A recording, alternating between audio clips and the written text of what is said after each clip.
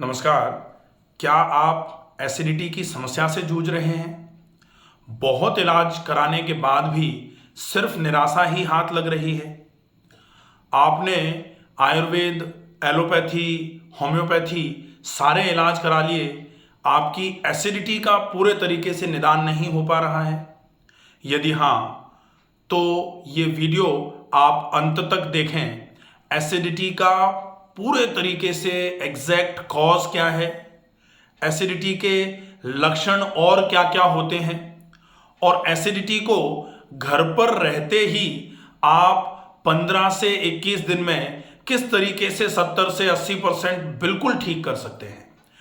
Acidity में सबसे पहले तो एसिडिटी ऐसी समस्या है जिसमें लोगों को यह लगता है कि खट्टी डकार अब तो हमको आती ही नहीं है, हमें तो पेट में जलन महसूस ही नहीं होती है। पेट में भारीपन लगना, खट्टी डकार का आना, पेट में जलन का आभास होना, सीने में भारीपन, पेट में अफारा, या फिर गर्दन से होते हुए दर्द जब ऐसे पीछे सिर में जाते हुए आंखों तक आता है, पूरे सिर में भारीपन हो जाता है, ये भी आपके बढ़ते हुए पित्त का ही लक्षण है, एसिडिटी का ही लक्षण है। हाइपर एसिडिटी, एसिडिटी का मतलब होता है पित्त, और हाइपर एसिडिटी का मतलब होता है पित्त में वृद्धि। पित्त वृद्धि, पित्त का सम होना जरूरी भी है। एसिड अगर बिल्कुल भी नहीं होगा तो आपके प्रोटीन का पाचन ही नहीं होगा। लेकिन कितनी मात्रा में होना चाहिए? वृद्धि में ना हो तब तो फायदेमंद है, लेकिन वृद्धि में अगर पित्त हो जाएगा, पित्त की वृद्धि होना चालू हो जाएगी, तो कहा जाता है पित्त वृद्धौ संतापः। पित्त की वृद्धि होती है तो संताप होना चालू हो जाता है। आपको एकदम से स्ट्रेस हो जाएगा, आपको एकदम से बेचैनी घबराहट होना चालू हो जाएगी, आपका एक जगह पर मन नहीं लगेगा, आपको हमेशा ऐसा लगेगा कि आपकी आंखों में से जलन निकल रही है, आपका माथा भारी रहेगा, आपको कभी कभी ऐसा लगेगा कि चिड़चिड़ापन बढ़ता जा रहा है, कभी कभी ऐसा लगेगा कि आप किसी की बात कतई नहीं सुनना चाह रहे, आपको ऐसा लगेगा कि कोई अगर आपको कुछ कह रहा है तो आपको ऐसा महसूस होगा फालतू का ज्ञान मत दो, अपना ज्ञान अपने पास रखो। अंदर से भयंकर चिड़चिड़ापन आना चालू हो जाता है, और वो अगर हो रहा है तो निश्चित ही ये सारे के सारे लक्षण बढ़ते हुए पित्त के हैं। और पित्त जब बढ़ता है तो पित्त वृद्धौ निद्रा नासः, पित्त जब बढ़ता है तो नींद का नाश हो जाता है। बढ़े हुए पित्त में जब एसिडिटी बढ़ती है, पेट फूलता है, तो आपको नींद जो है ना, कंफर्टेबल स्लीप नहीं होती है। आप अगर पेट के बल लेटोगे तो आपका पेट दबेगा, तो आपको दिक्कत आएगी, आप थोड़ी सी आपकी झपकी लगेगी, आपको उल्टे सीधे सपने आना चालू हो जाएंगे, और आप जैसे ही जाग जाओगे तो बेचैनी और घबराहट में जागना होगा आपका। अगर ये सारे लक्षण हैं तो निश्चित ही ये सारे के सारे लक्षण पित्त के हैं। इस पित्त की समस्या को पूरे तरीके से दूर करने के लिए आज मैं डॉक्टर रमाकांत शर्मा बताऊंगा आपको कि आपकी दिनचर्या कैसी होनी चाहिए, आपकी आहारचर्या कैसी होनी चाहिए, और आपको पित्त को तुरंत सम करने के लिए, एकदम बढ़ गया है पित्त, एकदम एसिडिटी बढ़ गई है, पेट फूल गया है, आपको एकदम से बेचैनी घबराहट हो रही है, सिर में भारीपन, गर्दन में दर्द हो रहा है, तो इंस्टेंट आपको क्या करना चाहिए, ये पूरी बातें आपको इस पूरे वीडियो में बताई जाएंगी। वीडियो को अंत तक जरूर देखें। सबसे पहले हम शुरुआत करते हैं कि पित्त की समस्या, अगर एकदम से पित्त बढ़ा है, पेट फूल रहा है, पेट के फूलने की वजह से सीने में भारीपन आया है, आपके गर्दन से होते हुए दर्द जो है वो सिर में जा रहा है, आंखों तक आ रहा है, पित्त जब बढ़ता है तो आपकी नाक भी बंद होना चालू हो जाती है। कहा जाता है कि जब पित्त बढ़ता है तो पित्त के बढ़ने की वजह से जो म्यूकोसल मेम्ब्रेन्स हैं वो रूखी होना चालू हो जाती हैं, और जितनी म्यूकोसल मेम्ब्रेन रूखी होगी, नाक के अंदर की मेम्ब्रेन भी रूखी हो जाएगी, तो राइनाइटिस होना चालू हो जाएगा, और निश्चित ही आपकी नाक रूखी होकर के नाक चौक होना चालू होगी। तो नाक चौक हुई, शरीर में से अशुद्ध हवा बाहर जैसे ही आना बंद हुई, शरीर में अशुद्ध हवा, अशुद्ध वायु का संचार होना चालू हो जाएगा। पूरे शरीर में ही अशुद्ध वायु का संचार होगा तो पूरे शरीर में एकदम से आपको बेचैनी होना चालू हो जाती है। आपको ऐसे समय में तुरंत क्या करना चाहिए, आप 3 से 4 ग्लास पानी पी लीजिए। पानी इतना पीजिए कि एकदम से आपको पानी पी पी के एकदम से आपको ऐसा लगे कि उबाक आ रही है। अब तब आप खड़े होकर के, अगर आपको बीपी की और हार्ट की समस्या नहीं है, तब आप इस काम को कर सकते हैं। 3 से 4 ग्लास पानी पिया, खड़े होकर के आगे झुके और झुक करके पूरे पानी को आपने निकाल दिया। तो जो पित्त आमाशय में कंसंट्रेटेड पित्त पड़ा होगा, वो पानी जब आप 4 ग्लास पिएंगे तो कंसंट्रेटेड पित्त जो है वो पानी के साथ डाइल्यूट होगा, और जब आप उसको उल्टी करके बाहर निकाल दोगे तो वो पूरा का पूरा पित्त आमाशय से बाहर आ जाएगा। अगर आप कम पानी पी करके बाहर निकालोगे तो निश्चित ही पित्त जब कम पानी के साथ मिलेगा तो कम डाइल्यूशन के साथ वो बाहर की तरफ आएगा आहार नाल से होते हुए, तो पूरी आहार नाल में आपको जलन हो जाएगी, गले में आपके पूरे जलन हो जाएगी। अगर आपके ऐसा हो रहा है तो आप ये मान लीजिए कि आपने कम पानी पिया है। तो पानी ज़्यादा पी करके बाहर निकालना है, पहला काम। दूसरा, जैसे ही आप उल्टी करके फ्री होते हो, आप बर्फ के पानी में कपड़े को गीला करिए, तौलिया को गीला करिए, और उस तौलिया को आप इस तरीके की तौलिया रखिए, बर्फ के पानी में गीली करी, थोड़ा सा निचोड़ा और पेट के पूरे हिस्से पर इस तरीके से आप फैला दीजिए। एक और तौलिया ऐसी ही रखिए, ठंडे बर्फ के ठंडे पानी में गीला किया, चूंकि आपके माथे में भी दर्द आ गया है तो आप बर्फ के पानी में गीला करके थोड़ा सा निचोड़ करके और आप इस तरीके से माथे पर कपड़े को रख सकते हैं, ठंडे पानी के कपड़े को। जैसे ही आप अपने पेट और माथे पर ठंडे पानी का गीला कपड़ा रखेंगे, आपने पहले उल्टी करके पित्त को निकाला हुआ है, फिर आपने आमाशय वाले हिस्से को ठंडा कर दिया है। जैसे ही आमाशय ठंडा होगा, इंस्टेंट आपके गर्दन का और सिर का दर्द एकदम से छूमंतर होना चालू हो जाएगा। ये तो हो गई बात कि एकदम बढ़ गया है तो आपको क्या करके मैनेज कर लेना है। लेकिन अगर आपका एकदम नहीं बढ़ा हुआ है तो फिर आप क्या करें कि आज तो नहीं बढ़ा है लेकिन लगातार आपको ऐसी समस्या होती है, ऐसे समय में आपकी दिनचर्या कैसी होनी चाहिए। तो दिनचर्या के लिए आप नोट करिए सारी चीजें। सवेरे जल्दी जागिए, जैसे ही जागें जागते ही खड़े हो जाइए, खड़े होकर के आप कम से कम 3 से 4 ग्लास पानी पीजिए। संभव हो जाए तो 4 से ज़्यादा ग्लास भी पी सकते हैं। 4 से ज़्यादा ग्लास पानी पिया, पानी पी करके आप 5 से 10 मिनट के लिए रुकिए या टहल लीजिए। उसके बाद फिर आप मोशन जाइए। मोशन जाते समय जोर बिल्कुल भी नहीं लगाना है।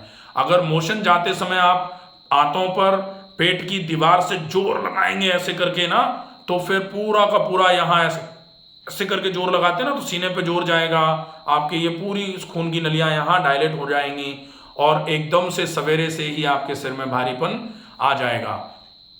इसलिए आप मोशन जाते समय बिल्कुल भी जोर ना लगाएं, क्योंकि अगर पित्त की वजह से आपके सिर में दर्द हो रहा है, जिसको एसिटोजेनिक हेडेक या फिर गैस्ट्रोजेनिक हेडेक बोला जाता है, लोग इसको माइग्रेन भी बोलते हैं, अगर ऐसा है तो आपको मोशन जाते समय जोर लगाने से बचना चाहिए। आपको जोर से आवाज़ किसी को देने से भी बचना चाहिए। चीखना, चिल्लाना, जोर जोर से तेज तेज आवाज़ में बात करना भी आपको रोक देना चाहिए। बहुत सारे लोगों की आदत होती है ऐसे करके बात करते हैं, ये गला पूरा खींच करके, तो ऐसे लोगों के भी सिर में भारीपन, आंखों पे चश्मा लग जाता है, क्योंकि वो ज़्यादा जोर लगा के बोलते हैं। तो सिर की तरफ हमेशा कंजेशन बना रहता है, सिर की तरफ हमेशा गर्मी बनी रहती है, और वो गर्मी जो है वो आँखों को ख़राब कराने का काम करती है।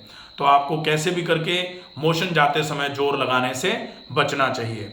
मोशन गए, फिर लौट के आए, हाथ मुंह धोया, मंजन कर लिया। उसके बाद सबसे पहले ऑयल पुलिंग करिए। ऑयल पुलिंग सरसों के या नारियल के तेल से 1 चम्मच तेल मुंह में डाला, जोर से मुंह में चलाया। 10 मिनट तक चलाना चाहिए। वैसे तो आप पहले 2-3 मिनट से शुरू कर सकते हैं, उसके बाद फिर आप धीरे धीरे करके 10 मिनट तक पहुंच जाइए। उसके बाद फिर आप तेल को थूक दीजिए। मुख प्रक्षालन बोला जाता है, जिसमें आप कुल्ला करते हैं मुंह में पानी भर करके, तो मुख प्रक्षालन कर लीजिए।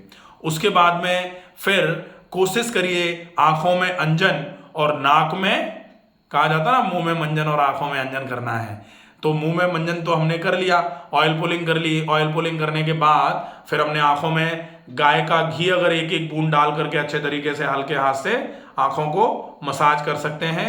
उसके बाद नस्य जरूर करिए।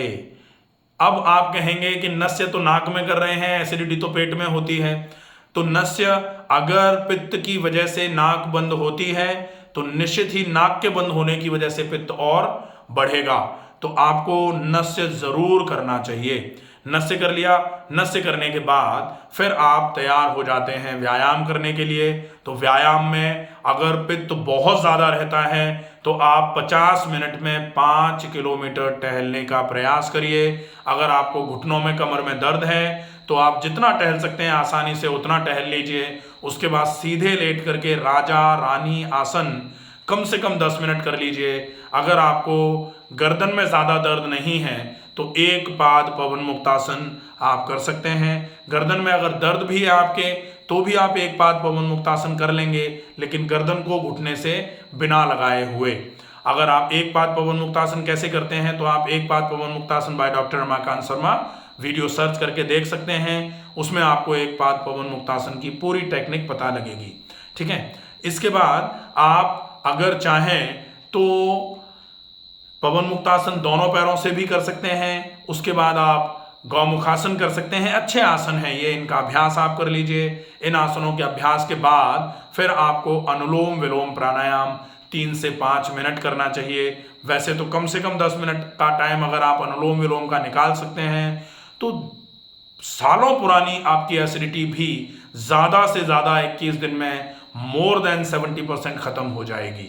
अनुलोम विलोम 10 मिनट और उसके बाद डीप ब्रीदिंग 100 बार। तो डीप ब्रीदिंग में भी श्वास को आपको तेज गति से भर लेना है, लेकिन छोड़ना बहुत धीरे धीरे है। अगर आप इस तरीके से डीप ब्रीदिंग करते हैं तो निश्चित ही ये आपके हाइपर एसिडिटी में बहुत इफेक्टिवली आराम करेगा।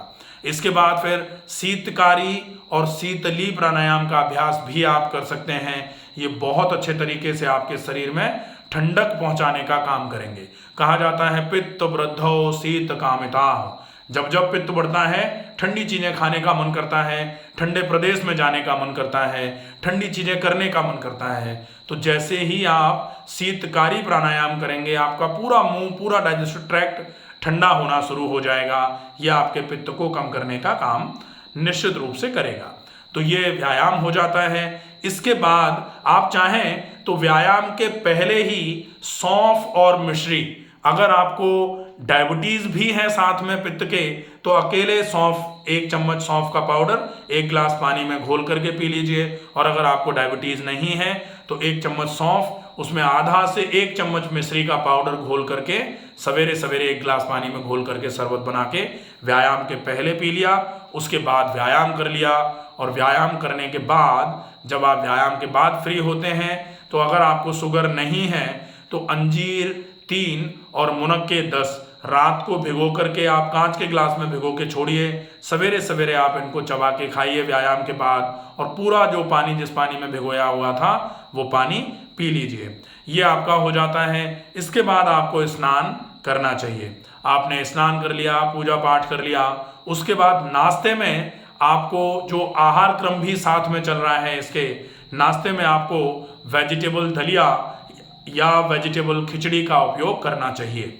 ये आप कर लेते हैं। इसके बाद आपका जो लंच का टाइम है 12 बजे के आसपास का हो, उसमें आप मोटे आटे की चपाती और लौकी, तोरई, टिंडा, परवल, कद्दू, ये सब्जियां कम मिर्च मसाले, कम चिकनाई के साथ बना करके आप इनको खाइए। और कहा जाता है आहारांते पिबेत तक्रम, आहार के अंत में, दोपहर के आहार के अंत में अगर छाछ पी जाती है तो वो अमृत के समान होती है।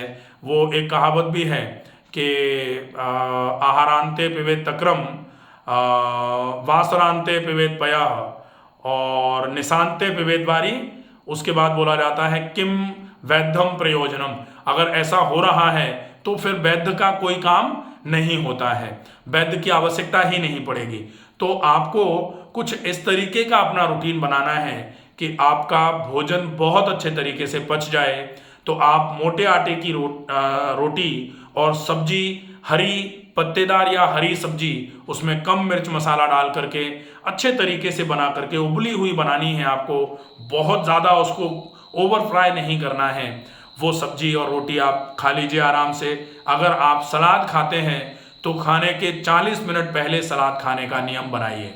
अगर आपको फल खाने हैं तो भोजन के आप लगभग 1 घंटे पहले फल खा लीजिए, उसके बाद फिर आप भोजन करिए। भोजन करने के साथ में आप 1 गिलास छाछ ले सकते हैं और उसके बाद दोपहर के भोजन और शाम के भोजन के बीच में आप कच्चे नारियल का पानी जो होता है, टेंडर कोकोनट वाटर, वो आप 1 गिलास ले सकते हैं 2-2:30 बजे के आसपास, बहुत इफेक्टिव रहेगा। अगर आप चाहें तो जौ का पानी भी ले सकते हैं। आप सवेरे सवेरे जौ को भिगो के रख लीजिए, आप उस जौ को अच्छे तरीके से पानी में उबाल लीजिए और उसके बाद उस पानी को आप छान करके पी लेंगे तो बार्ली वाटर भी आपके लिए डायूरेटिक होता है। साथ में अगर आप जौ को बिना उबाले लेते हैं तो ये बहुत अच्छा अल्कलाइनर भी माना जाता है। एंटीऑक्सीडेशन की बहुत अच्छी प्रॉपर्टीज होती हैं इसमें, तो आप इसका पानी भी दोपहर और शाम के खाने के बीच में ले सकते हैं। शाम का खाना, चूंकि शाम का खाना होता है, रात्रि या मध्यरात्रि कालीन भोजन नहीं है, तो आपका शाम का खाना जो है वो 7:30 बजे के पहले पहले, मैंने 7:30 तो बोल दिया। जनरली हमारे यहाँ जो पेशेंट भर्ती होते हैं, हम यहाँ पेशेंट नहीं बोलते, साधक बोलते हैं, तो हम अपने साधकों को, स्वास्थ्य साधकों को 6 से 7 बजे के बीच में ही भोजन देते हैं। तो 6 से 7 बजे के बीच में आप अपना भोजन कर लें। अगर आप मान लीजिए किसी मजबूरी के कारण 7 बजे तक भोजन नहीं कर पा रहे हैं, आप कहते हैं कि हम तो 8:30 बजे के पहले भोजन नहीं कर पाएंगे, तो आप 8:30 बजे तक अगर भोजन कर लेते हैं तो आप चपाती खा सकते हैं।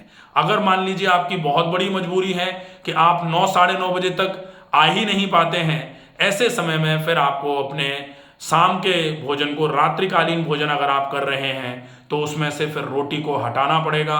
ज़्यादा मात्रा में आप सब्जी की मात्रा खा लीजिए। उबली हुई सब्जी आप 1 कटोरी 2 कटोरी, आप तो इतनी सब्जी खा लीजिए, कोई दिक्कत नहीं है। तो आप ये सब्जी खा लीजिए। सब्जी के साथ में अगर आप चाहें, वैसे तो रात को सलाद और फल खाने के लिए मना किया जाता है, वर्जित होता है ये आहार, लेकिन अगर आपको बहुत भूख लगे तो आप कोई भी एक फल हल्के से गर्म पानी में 2 मिनट रखने के बाद उसको खा सकते हैं, वो चल जाएगा। इसके बाद रात को सोने के पहले आप, अगर पित्त की समस्या है आपको, तो सौंफ का पानी रात को 1 बार फिर से ले सकते हैं, ये आपके लिए बहुत इफेक्टिव रहेगा।